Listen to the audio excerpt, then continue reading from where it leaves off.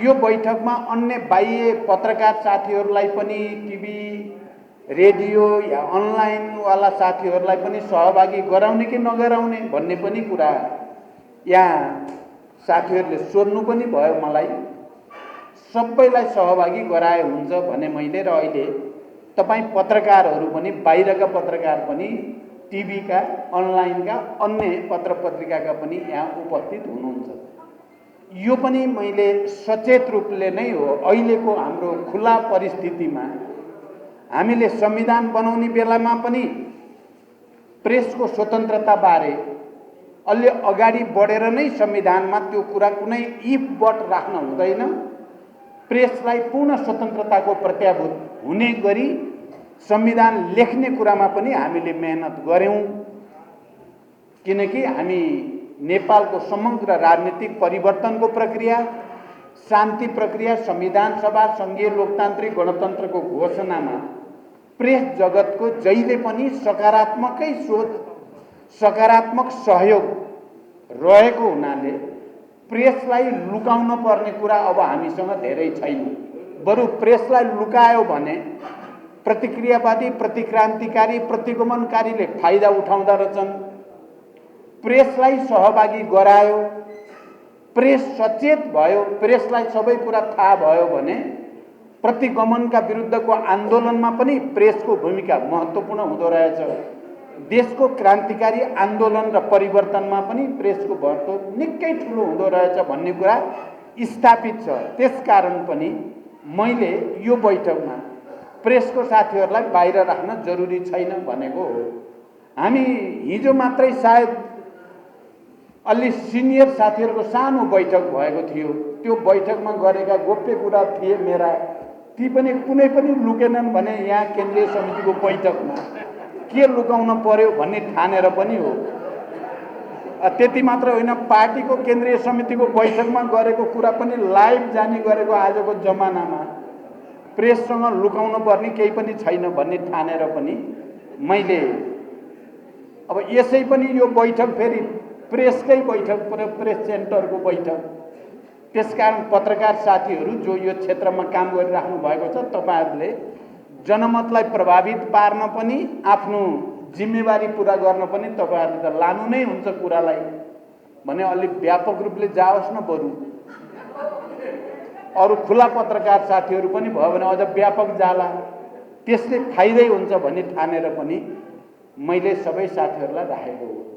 र मैले जस्तो कि भूमिकामा सुरुमा भने तपाईहरुको संगठनलाई नै अलि विशेष महत्त्व छ यसलाई, यसको भन्ने ठानेर मैले सबैको रिपोर्ट ध्यानपूर्वक सुने। तपाईहरुको सबै रिपोर्ट सुन्दा मलाई परेको अनुभूति के हो भने प्रेस सेन्टर र यस क्षेत्रमा काम गर्ने साथीहरूले तमाम अप्ठ्यारा र प्रतिकूलताका बावजुद तपाईहरुले मेहनत गरिराख्नु भएको रहेछ। संगठन विस्तारमा पनि मेहनत गर्नु भएको रहेछ। संगठनका गतिविधिहरू जिल्ला जिल्लामा तल स्थानीय तहसम्म पुर्याउन पनि पहल गरिराख्नु भएकै रहेछ। पत्रकार महासंघमा र पत्रकारिताको समग्र क्षेत्रमा पनि आफ्नो तर्फबाट पहल कदमी, इनिसिएटिभ तपाईहरुले राम्रै लिनु भएको रहेछ। पत्रकार महासंघको हिजोको नेतृत्व र आजको हाम्रो तर्फबाट नेतृत्व गर्ने साथीहरूले पनि आफ्नो ठाउँबाट हस्तक्षेप राम्रै गर्नु भएको रहेछ भन्ने नै मैले अनुभूत गरेँ। यस अर्थमा म पार्टी केन्द्रको तर्फबाट, पार्टी हेडक्वार्टरको तर्फबाट र मेरो तर्फबाट तपाईहरुलाई धन्यवाद भन्न चाहन्छु।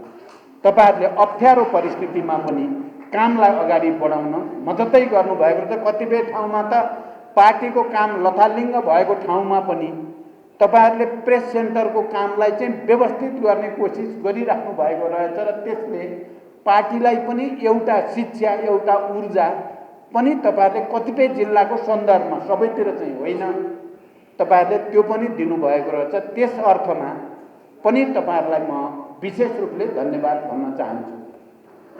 साथसाथै एउटा संगठनको निम्ति त्यसको विचार, नीति, योजना, कार्यक्रम प्राथमिकता हुन्छ नै।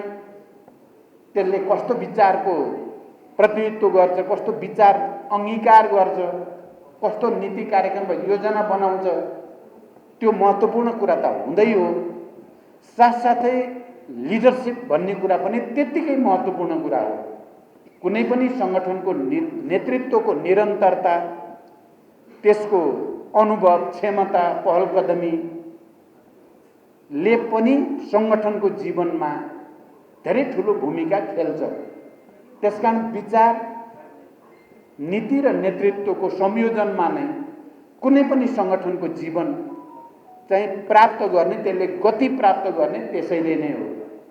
त्यस अर्थमा पनि प्रेस सेन्टर नेपालमा हुन त कतिपय अग्रज साथीहरू साह्रै धेरै भयो यही क्षेत्रमा काम गर्न थालेको, अब अलिकति क्षेत्र बदल्न पाए हुन्थ्यो भनेर पनि हाम्रो महेश्वरजीले मलाई केही समयदेखि भन्न थाल्नु भएको छ। मलाई अरू ठाउँमा पुर्याइदिनु पर्यो, लगिदिनु पर्यो, जिम्मेवारी दिनु पर्यो, म गर्छु भन्ने पनि छ।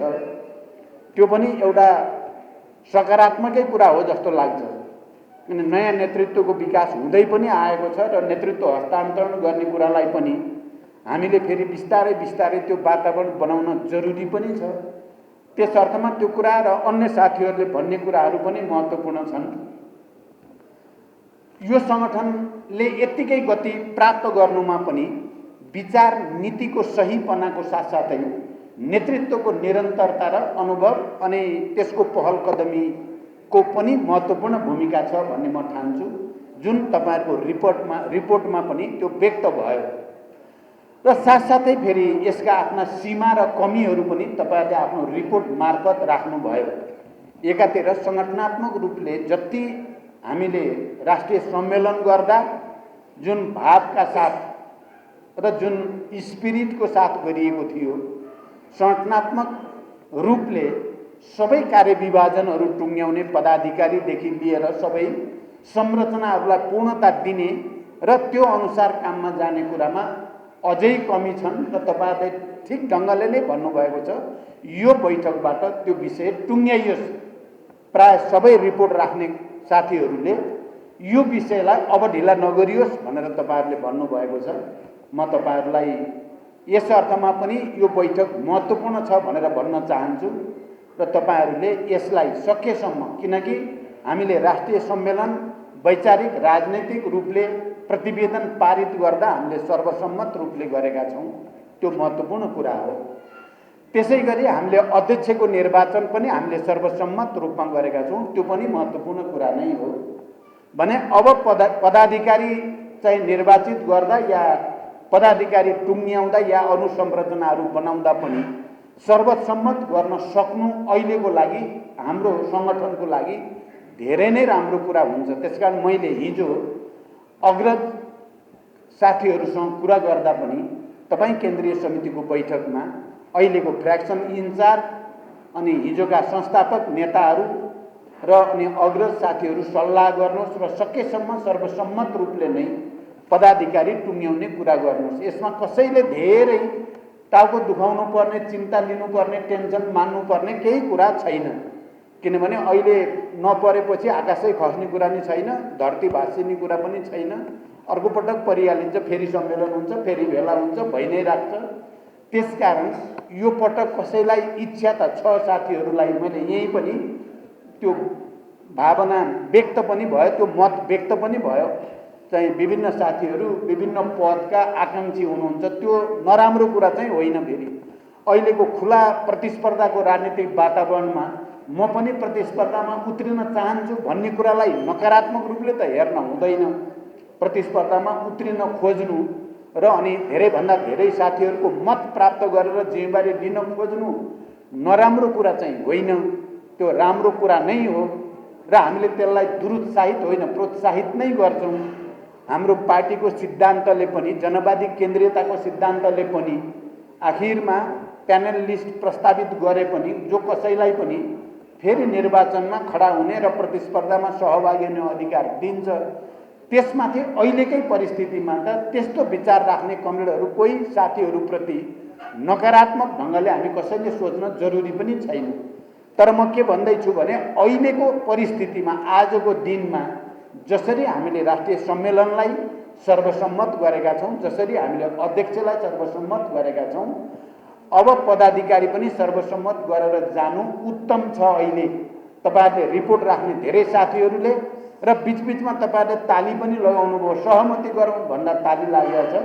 तपाईहरुको भावनालाई पनि विचार गर्दा म फेरि पनि सबै सिनियर चाहिँ कमरेडहरूलाई, इन्चार्ज अध्यक्ष र अन्य सिनियर केन्द्रीय समितिका साथीहरूलाई पनि म भन्न चाहन्छु, सकेसम्म तपाईहरुले भोलि बिहानसम्म सहमति बनाएर टुङ्ग्याइदिनुहोस्। यसलाई भोलि बिहानसम्म टुङ्ग्याइदिनुहोस्। केही सिप लान भने त छँदैछ, केही सिप लान भने मात्रै हो अहिलेलाई, नत्र भने सहमति नै उचित छ। म यो सुझाव दिन चाहन्छु। र अर्को कुरा, अब म थोरै धेरै लामो भन्न अब सम्भव पनि छैन। मैले 5 बजे अर्को एउटा महत्त्वपूर्ण बैठकमा भाग लिन पुग्नु नै पर्ने खालको बैठक छ। त्यसो भएर मैले केही समय मात्रै देशको राजनीतिक परिस्थितिबारे राख्न चाहन्छु। र यो तपाईँ प्रेस सेन्टरका साथीहरू र पत्रकार साथीहरूलाई पनि म के कारणले पनि विशेष रूपले आज सम्बोधन गर्न चाहिराखेको छु भने, निकै ठुलो सङ्घर्ष, लामो सङ्घर्ष र बलिदान पछि नै नेपालमा संविधान सभाको निर्वाचन भयो, त्यो पनि 2 पटक। र निकै ठुलो मेहनत पछि नै संघीय लोकतान्त्रिक गणतन्त्रको संविधान बनेको हो। यो परिवर्तन र यो उपलब्धि सबैलाई मन परेरै सहमति भएको पनि होइन। जनतालाई त मन परेरै हो। प्रेस र पत्रकारिताको क्षेत्रमा काम गर्ने सबै अगुवाहरूलाई पनि परिवर्तन आवश्यक छ, संविधान सभा आवश्यक छ, गणतन्त्र आवश्यक छ, संघीयता आवश्यक छ भनेरै चाहिँ भएको हो। तर पुरानो मेनस्ट्रिम, नयाँ मेनस्ट्रिम होइन, पुरानो मेनस्ट्रिमका राजनीतिज्ञहरू सबैलाई संविधान सभा पनि संघीय लोकतान्त्रिक गणतन्त्र पनि मन परेको चिज होइन। तपाईहरुले सायद पटक पटक सुन्नु भएको होला, मन त परेको होइन। तर माओवादी पार्टीले आँधी हुरी बतास के लिएर आयो, बाध्य भएर स्वीकार गरियो भनेर भन्ने गरेको तपाईहरुले आवाज सुनिराख्नु भएकै होला। ती मानिसहरू र त्यस्ता पार्टीको नेतृत्व गर्ने व्यक्तिहरू अहिले पनि सक्रिय नै छन् र गत सालमा झन्डै संविधान धरापमा दुर्घटनामा पर्न लागेको र त्यसलाई तपाई प्रेसमा काम गर्ने साथीहरूको बडो सक्रिय, सकारात्मक र रचनात्मक सहयोग, सद्भाव र हामी यो परिवर्तन हुनुपर्छ र ल्याउनुपर्छ भनेर लडाईँ लड्ने, आन्दोलन गर्ने सबै तह तबका बुद्धिजीवी, नागरिक समाज सबैको सहयोगले संविधानलाई धरापमा पार्ने, दुर्घटनामा पार्ने र देशलाई फेरि एकचोटि निरङ्कुशता र अराजकताको भुमरीमा लैजाने कुरालाई परास्त गरिएको हो। र अहिले मैले तपाईहरुसँग के कुरामा जोड दिन चाहन्छु भने, को हो मेन स्ट्रिम एउटा बहस तपाईहरुले छेड्नु पर्छ। यहाँ एउटा कन्फ्युजन जस्तो छ। नेपालको राजनीतिको नेरेटिभ भन्छ नि, डिस्कोर्स मा को चाहिँ मेन स्ट्रिम हो भन्ने कुराको कन्फ्युजन जस्तो भयो।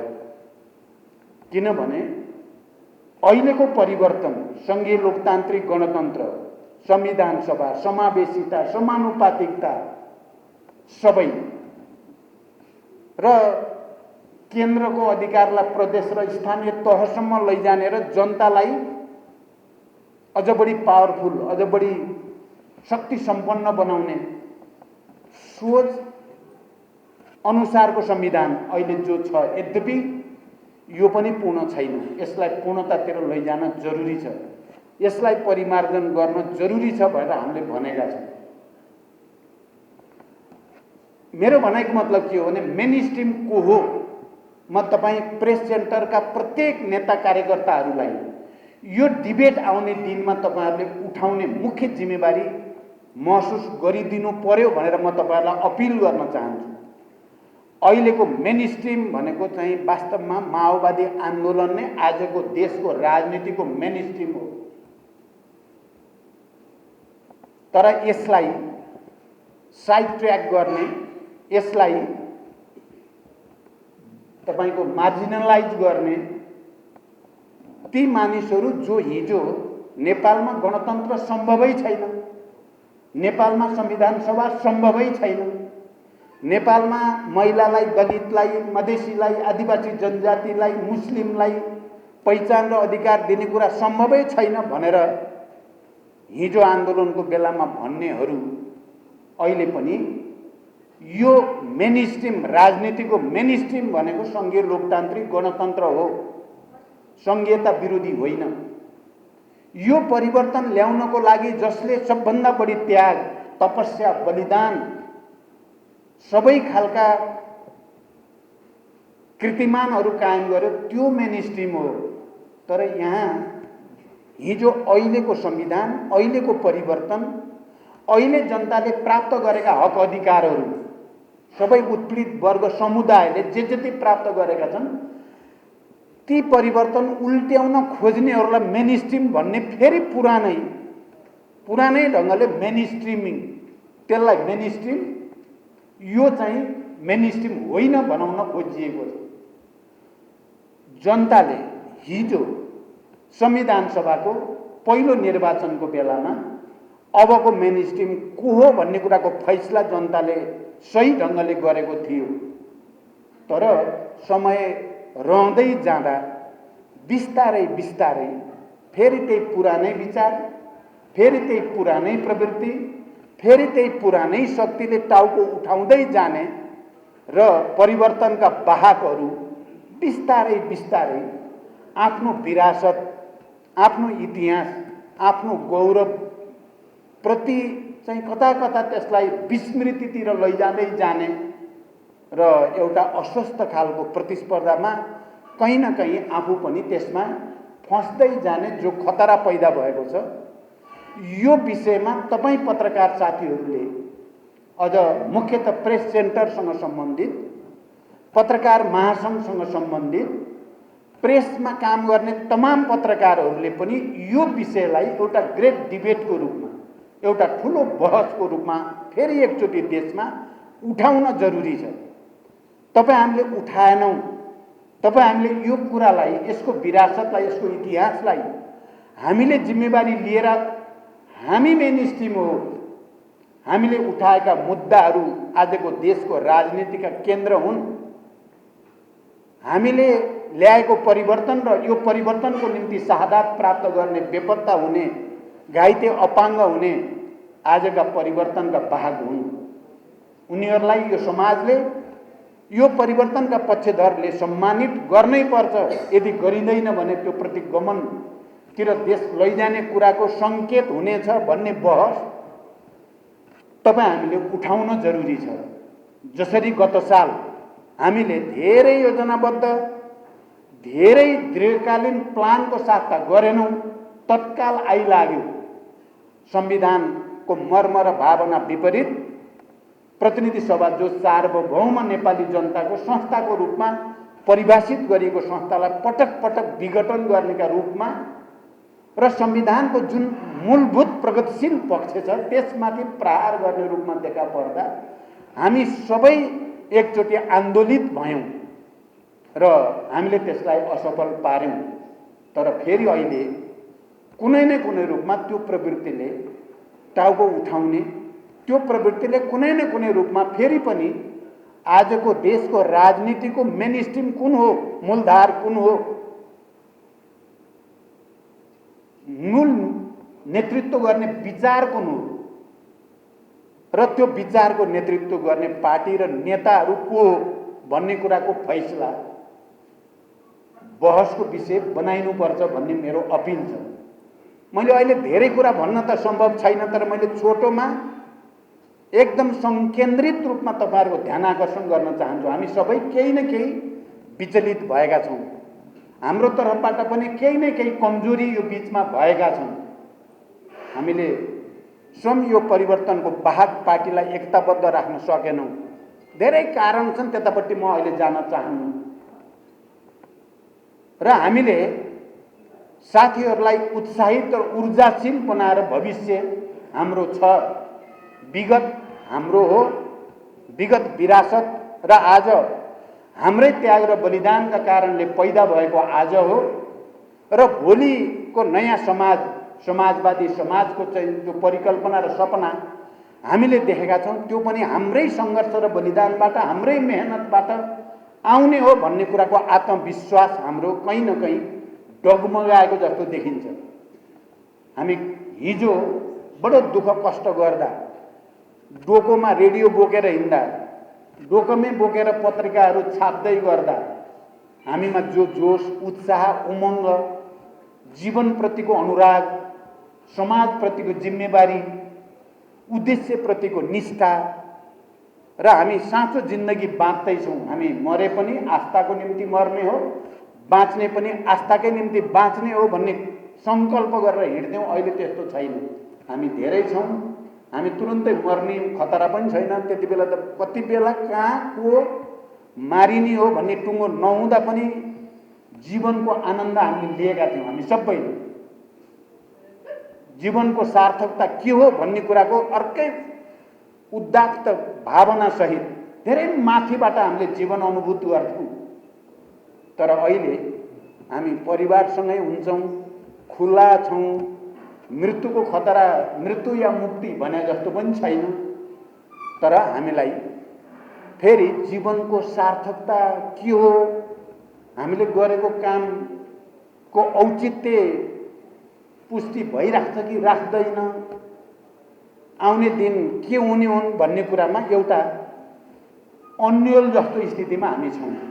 म अहिले साथीहरूलाई के भन्न चाहन्छु भने हामीले जुन ऐतिहासिक भूमिका पुरा गरेर यो देशमा आन्दोलन, क्रान्ति, परिवर्तन, त्याग, बलिदान, हतियारको द्वन्द्व, यो सबै युद्धको दृष्टिकोणले हामीले देशमा निकै नै परसम्म जाने क्रान्ति गरेकै हो। हिजो एक खालको कविलाई अवस्थाबाट देशलाई केन्द्रीकृत सामन्ती राज्य बनाउन पृथ्वीनारायण शाहले खेलेको भूमिका र अनि त्यो सामन्ती राज्यलाई जनताको राज्यमा परिवर्तन गर्न जनयुद्ध र माओवादी आन्दोलनले खेलेको भूमिका इतिहासमा सयौं वर्षसम्म विस्मृतिमा जान नसक्ने भूमिका हो। तर तपाईँ हामी जो यसैका सहयात्रीहरू पनि अहिले दृढताको साथ, आत्मविश्वासको साथ हाम्रो हो भन्न सक्ने हैसियत र दाबी हामीले गुमाउन खोजे जस्तो हामी हो कि होइन? अर्कोले अनाधिकार रूपमा गैर जिम्मेवार तरिकाले प्रतिगमन गर्न खोज्दा पनि हामीले त्यसको प्रतिवाद जुन दृढताको साथमा विचारको क्षेत्रमा, सङ्गठनको क्षेत्रमा, राजनीतिको क्षेत्रमा गर्नुपर्ने हो, त्यो प्रतिवाद गर्ने जाँगर नभएको जस्तो। मैले यो बीचमा केही हाम्रो प्रेस सेन्टर भन्दा बाहिरका केही पत्रकारहरूसँग पनि छलफल गर्ने गरेको छु र म गर्ने प्रक्रिया पनि बढाउँदै पनि छु। ती ठुला मिडियाका पनि, अरू अनलाइनका पनि, अरू सबै। धेरैको गुनासो के आएको छ भने माओवादीहरू आजभोलि लेख्दैनन्, बोल्दैनन्, लेख्नु पर्यो भने आफै भित्र घोच्ने गरी लेख्छन्, बोल्नु पर्यो भने आफै भित्रकालाई घोच्ने गरी बोल्छन् भने केही सिनियर र राम्रा पत्रकारहरू। हामी अहिले डिजिटलाइजेसनको युग छ, राम्रो ट्विट मात्रै गरिदियो, यसो चाहिँ सोसियल मिडियामा 2 लाइन हालिदियो भने पनि मान्छेले तुरुन्तै त्यसलाई हेर्छन्, बुझ्छन्। त्यति गर्ने जाँगर पनि माओवादी आन्दोलनका धेरै पत्रकारहरूसँग छैन, धेरै बुद्धिजीवीसँग छैन, धेरै नेता कार्यकर्तासँग छैन। यो चाहिँ हामी सबैको निम्ति बडो ठुलो चिन्ताको विषय भएको छ। हिजो हामी बन्दुक बोकेर मर्न र मार्न ठिक भएर त्यत्रो भौतिक कठिनाई, दुःख, पीडा झेल्दाखेरि पनि आनन्द मान्ने, अहिले त घर बसेर 2 लाइन लेखिदिए हुन्छ नि, यसो बोलिदिए हुन्छ। पार्टीको पक्षमा, विचारको पक्षमा, विरासतको पक्षमा, देशको पक्षमा। तर हामीलाई त्यति जाँगर आउँदैन। अर्कै कतै जाँगर अन्तै चल्न थालेको छ। अन्तै अर्कै काममा, जुन काम राष्ट्र र जनताको हितमा धेरै हुँदैन। त्यसो भएको हुनाले मैले आज प्रेस सेन्टरको यो केन्द्रीय समितिको बैठकमा तपाईहरुले हाम्रो ऐतिहासिक विरासतप्रति गर्व गर्ने र मेन स्ट्रिम हामी हौं भन्ने कुरा दृढताको साथ भन्ने आँट आज यो बैठकबाट गरिदिनु भयो तपाईहरुले भने, र त्यही अनुसार तलसम्म सर्कुलेट गरिदिनु भयो हामी नै हो भनेर। हामी हिजो क्रान्ति गर्ने महिलाको लागि, दलितको लागि, जनजातिको लागि, पिछडिएको क्षेत्रका लागि, गरिब मजदुर किसानहरूको लागि, मुस्लिमका लागि भनेर लडाईँ लड्ने बेलामा हामी थोरै थियौं। तर थोरै हुँदा हुँदै पनि बडो आत्मविश्वासको साथ, दृढताको साथ हामी हाम्रो कुरा भन्थ्यौं। प्रतिक्रियावादीहरू चाहिँ आफूलाई ठूलो शक्तिको रूपमा भन्थे, तर हामीले तिनलाई सजिलै चुनौती दिन्थ्यौं, दुत्कारथ्यौं। हामी तिमीहरू प्रतिक्रियावादी नै हौ, तिमीहरू राष्ट्र र जनताको पक्षमा होइनौ भनेर हामीले बडो कन्फिडेन्टको साथ भन्ने गर्थ्यौं। अहिले हामीले भन्दैनौं धेरै। हामीले गरेका राम्रा कुराहरू पनि हामीलाई भन्ने जाँगर त्यति आउँदैन। पार्टीले राम्रो गरेछ नि भन्न भन्दा पार्टीले राम्रो गरेको छैन भन्न चाहिँ बढी जोश आउँछ। हिजो क्रान्तिको बेलामा, आन्दोलनको बेलामा पार्टीका कमजोरी नै भयो भने कमिटीभित्र भन्ने, बाहिर चाहिँ हाम्रो पार्टी महान छ, हाम्रो पार्टी एक ढिक्का छ भन्न मन लाग्थ्यो, भन्थ्यौं हामी नै हो। आजभोलि त्यसो भन्दैनौं। हामी पार्टीभित्र बरु त्यति छलफल गर्न जाँगर देखाउँदैनौं, बाहिर चाहिँ सकेसम्म एकले अर्कालाई चाहिँ के गरी चाहिँ धुलो काट्न सकिन्छ त्यतापट्टि जाँगर चलाए जस्तो देखिन्छ। हाम्रो वास्तवमा यो विडम्बना भन्नुपर्छ। यो स्थिति हामीहरूको लागि एउटा विडम्बना नै हो। मैले भने पहिलोचोटि हामीले यत्रो परिवर्तन ल्याउने र संघीय लोकतान्त्रिक गणतन्त्रको घोषणा गर्ने संविधान सभा, गणतन्त्र नेपालको पहिलो नेतृत्व गर्दा भौतिक पूर्वाधारको क्षेत्रमा धेरै कुरा भन्न पर्दैन। माओवादी पार्टी र लिडरसिपले पहिलोचोटि आफू सरकारको नेतृत्व गर्दा के गर्यो? कुरा त धेरै छन् त्यहाँ। दुईटा कुरा तपाईहरुले बोल्डली भनिदिने हो भने जनता कन्भिन्स हुने कुरा छ। मध्य पहाडी लोकमार्ग अनि उत्तर दक्षिण चाहिँ सबै यो उत्तर दक्षिण जोड्ने कोरिडोरहरू निर्माणको प्रस्ताव र त्यो प्रस्ताव अगाडि बढाएको हाम्रो सरकारको पालामा हो। त्यसो गरेर नेपालको पिछडिएको क्षेत्रलाई पनि देशको अर्थतन्त्रको एउटा कम्प्याक्ट जोनको रूपमा, एउटा कम्प्रिहेन्सिभ रूपले देशलाई पुरै केन्द्रित गर्ने रणनीतिक उद्देश्यको साथ गरिएको थियो। त्यो अहिले करिब करिब मध्य पहाडी लोकमार्ग पूरा हुँदैछ। अहिले मदन भण्डारी मार्गको परिकल्पना पनि हामीले त्यहाँ पनि एउटा बाटो चाहिन्छ र हिमाली क्षेत्रमा पनि एउटा पूर्व पश्चिम मार्ग चाहिन्छ भनेर हामीले त्यति बेला नै त्यसको आधारशिला खडा गरेको हो, अरूले होइन।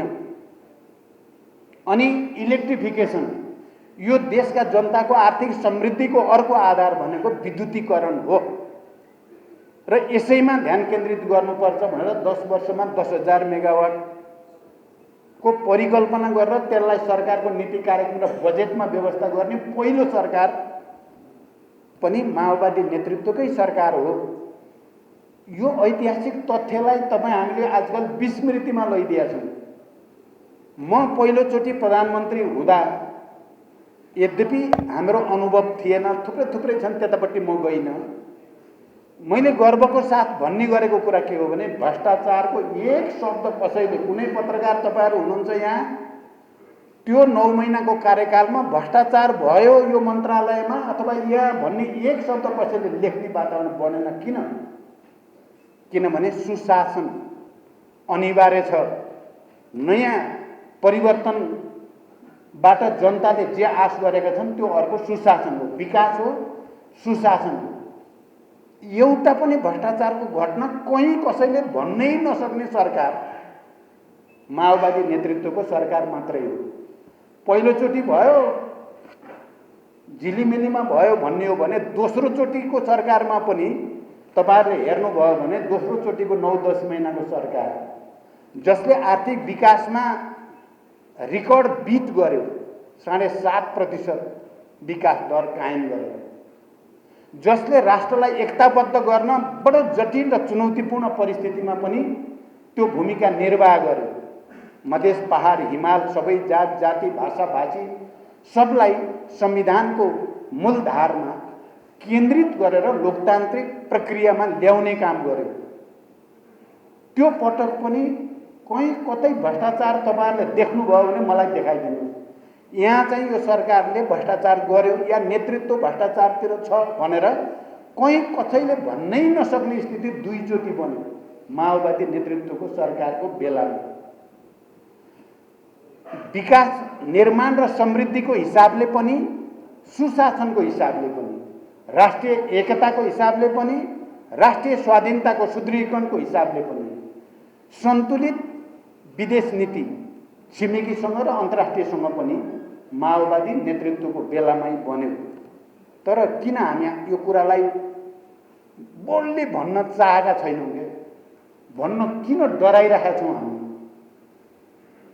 अहिले पनि हामीले यो गठबन्धन सरकार जुन ऐतिहासिक सन्दर्भमा बन्यो, किनभने झन्डै प्रतिगमनतिर देश जाने हो कि फेरि निरङ्कुशता र अराजकतातिर जाने हो कि भन्ने परिस्थितिमा यो गठबन्धन बनेको हो। र यो गठबन्धन बनिसकेपछि र माओवादी समेत सामेल भएर सरकारमा भइसकेपछि केही महत्त्वपूर्ण काम भएका छन्। तपाईं चाहे ऊर्जा क्षेत्रमा हेर्नुहोस्, सबभन्दा कम बिजुली खपत गर्ने गरिबहरूलाई छुट दिने निर्णय आफैमा ठुलो निर्णय, त्यसले लाखौं नेपाली जनतालाई प्रत्यक्ष राहत दिएको छ। तर हामी भन्न डराइराखेका छौँ। पहिलोचोटि अहिले झन्डै 400 मेगावाट विद्युत भारतमा बेचिने गरेको छ र दिनमै 10 करोड झन्डै चाहिँ नेपालले प्राप्त गरेको छ। मासिक 3-4 अरब चाहिँ आएको छ र छिटै अर्को डबल हुने स्थिति छ। र त्यसपछि हाम्रो अर्को सुरु हुन्छ। चाहे तपाईँ लोड सेडिङ अन्त्य गर्ने काम माओवादी नेतृत्वकै बेलामा भयो र अहिले विद्युत बेचेर नेपाललाई धनी बनाउने प्रक्रियाको सुरुवात पनि माओवादीकै बेलामा भयो। हामी किन भन्न सकिरहेका छैनौँ? दृढतापूर्वक किन भनेका छैनौँ भन्न हामीलाई केले रोकेको छ? अहिले भूमि व्यवस्थाबाट चाहे सोबासीको समस्या हो, चाहे अव्यवस्थित बसोबासको समस्या हो, चाहे सुकुम्बासीको समस्या समाधान गर्नको लागि भइरहेका पहलहरूलाई हामीले किन भनिरहेका छैनौँ? आर्थिक हिसाबले बजेट निर्माणकै हिसाबले भन्ने हो भने पनि कृषिमा बजेटलाई इतिहासमै पहिलोचोटि कृषि उत्पादनमा वृद्धि गर्नको लागि बजेटमा चाहिँ हामीले एउटा रिभोल्युसनरी ढङ्गले जानुपर्छ, रेडिकल्ली जानुपर्छ भनेर पहिलोचोटि बजेट आयो। उत्पादन वृद्धि गर्ने, लगानी वृद्धि गर्ने, किसानहरूलाई राहत दिने र कृषि क्षेत्रमा रोजगारी सृष्टि गर्ने उद्देश्यका साथ आयो। तर एउटा बखेडा झिकियो। हामी राष्ट्रिय स्वाधीनताको विषय चलिरहेको थियो, तपाईहरुलाई थाहा छ। एमसीसीको त जनतन पार लगाइयो, फेरि एसपीपी आइपुग्यो। एसपीपीलाई हामीले नै पहल गरेर निकै जोड गरेर यो चाहिँ हुन सक्दैन भनियो। सबैलाई थाहा भयो, तपाईहरुलाई थाहा छ, प्रेसलाई पनि थाहा छ। पहिलोचोटि मैले पेरिस डाँडाबाट यो एसपीपी पनि यो बेलामा यो नेतृत्वले गरेको हो र यो खारेज गरिनुपर्छ भनेर बोलेको थिएँ र तुरुन्तै प्रधानमन्त्रीजीसँग पनि गएर यी कुराबारे छलफल भएर रोकियो। ढिलो भयो। फेरि पनि हाम्रै पहलमा आज चिठी गएको छ। हामी सहभागी हुन्नौँ भन्ने चिठी गएको थिएन, आजै गएको छ। यो हामीले गर्दा भयो भन्न केले रोक्छ? दृढताको साथ, आत्मविश्वासको साथ हामी किन नभन्ने? आजै अलिकति एसपीपी बारे डिबेट उठेपछि केही मानिसहरूलाई टाउको दुख्यो।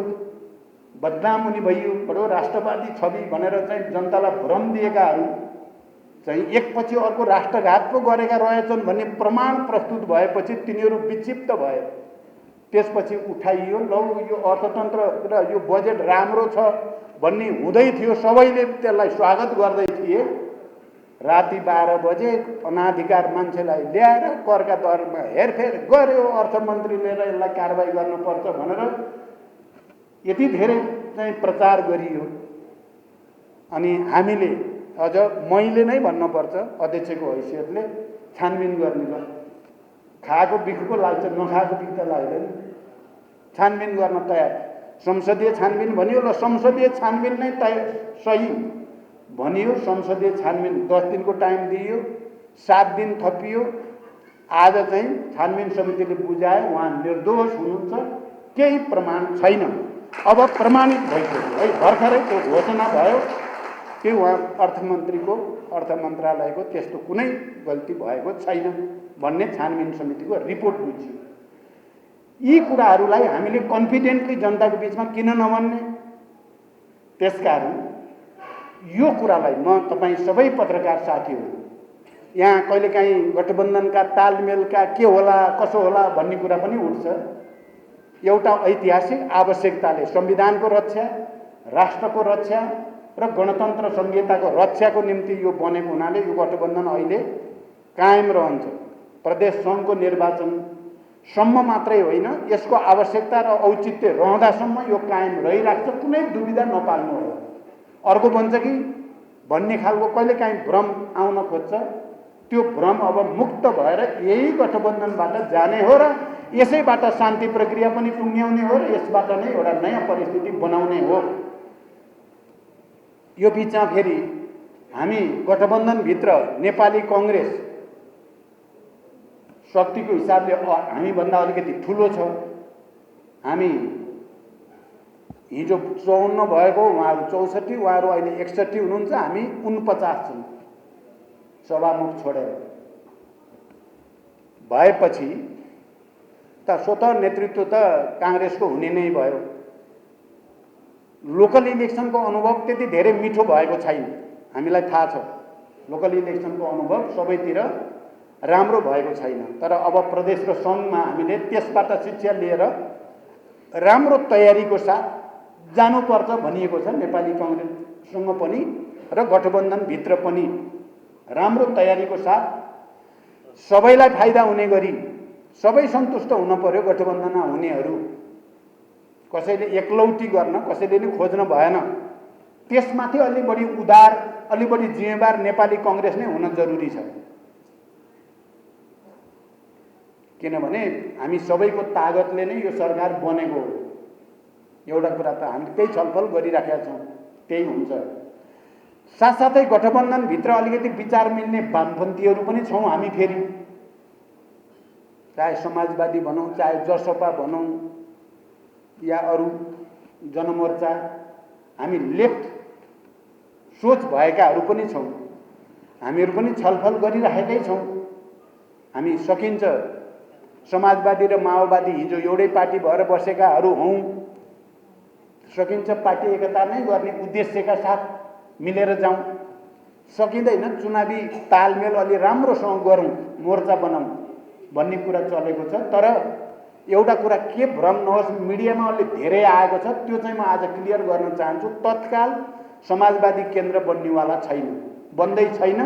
हामीले समाजवादी केन्द्र बनाइहालौँ भनेर छलफल पनि गरेका छैनौँ। केही साथीहरूले समाजवादी केन्द्रको कुरा उठाउनु भएको हो, तर हाम्रा बैठकहरूमा समाजवादी केन्द्र तत्काल बन्ने भन्ने कुरा भएको होइन, छैन। चुनावी मोर्चा बनाउने र पार्टी एकता संयोजन समिति भएर एउटै घोषणापत्र बनाउन सकिन्छ कि भन्ने छलफल चलेको छ, टुङ्गिसकेको छैन। जे भए पनि यही गठबन्धन जान्छ र हामीले यसैबाट देशमा राजनीतिक स्थायित्व र विकास ल्याउनु छ। त्यसकारण अन्तिममा म फेरि तपाईँ पत्रकार साथीहरूले यो डिबेट उठाउनु पर्यो। कुन चाहिँ हो मूलधार देशको, आज कुन विचार हो आज देशको नेतृत्व, आधिकारिकता, अथोरिटी, प्राधिकार को हो, कसको विचारमा देश चलेको, कसको राजनीतिक मुद्दामा देश चलेको हो। कसको त्याग र बलिदानले आजको परिवर्तन भएको हो भन्ने कुरा दृढतापूर्वक त्यो डिबेट उठाइदिन पर्यो तपाईँहरूले। पत्रकार हुनुको नाताले तपाईँ सबै पत्रकार साथीहरूको जिम्मेवारी छ, किनकि तपाईँ हामी सबै मिलेर ल्याएको परिवर्तन हो यो। यसलाई कमजोर पार्नु भनेको देशलाई फेरि निरङ्कुशता र अराजकताको भुमरीमा हाल्नु नै हो। यसलाई सफल पार्नु भनेको फेरि हामी अझ परिमार्जित हुँदै समाजवादको यात्रातिर अगाडि बढ्ने कुरा हो। हामीले पार्टीभित्र पनि यही डिबेट सुरु गरेका छौँ। तपाईँ पत्रकार साथीहरूले पनि परिवर्तनका नक्कली प्रवक्ताहरूलाई तपाईँहरूले पनि चिन्न पर्यो, जनतालाई पनि चिनाउन पर्यो। यहाँ त नक्कली चाहिँ सक्कली जस्तो गरी हिँड्ने भए, हामी सक्कली चाहिँ होइनौँ जस्तो, हामी चाहिँ त्यसै आत्तीय जस्तो, त्यस्तो हुने होइन। हामी जो यो परिवर्तनको सक्कली वाहक हो त्यसलाई सक्कलीकै रूपमा प्रस्तुत गर्न पर्यो, जो होइन त्यसलाई त्यही रूपमा जनतालाई बुझाउन पर्यो। यो नेरेटिभ, यो डिबेट खडा गर्नु होला केन्द्रीय समिति, तपाईहरुले यतातिर लैजानु होला। मेरो कुरा पत्रकार साथीहरुलाई मेरो कसैप्रति गाली गलौज पनि होइन। यो परिवर्तनको रक्षाको दायित्व हामी सबैको दायित्व हो। यसलाई पूरा गर्न हामी सबै अगाडि बढौँ, मेरो मुख्य कुरा त्यही नै हो। र अन्तिममा फेरि पनि तपाईहरु चाहिँ भोलि बैठक सकिने बेला पदाधिकारी सहित अब नीति योजना कार्यक्रम निर्वाचन आउँदैछ, त्यो निर्वाचनमा कसरी जनतालाई हाम्रो तर्फबाट सही सूचना दिने र सही चेतना दिने भन्ने कुरामा तपाईहरुले कार्यक्रम पनि यहाँ सायद प्रस्तुत भएकै छ। त्यसलाई पारित गर्नुहोस् र यो बैठक पूर्ण रूपले सफल होस् भन्ने शुभकामना सहित मैले आज तपाईहरुको कुरा पनि गम्भीर रूपले सुने। मैले पनि मेरो कुरा छोटोमा भए नि गम्भीर राखेको छु, ध्यान दिनु होला भन्दै बिदा हुन्छु। धन्यवाद।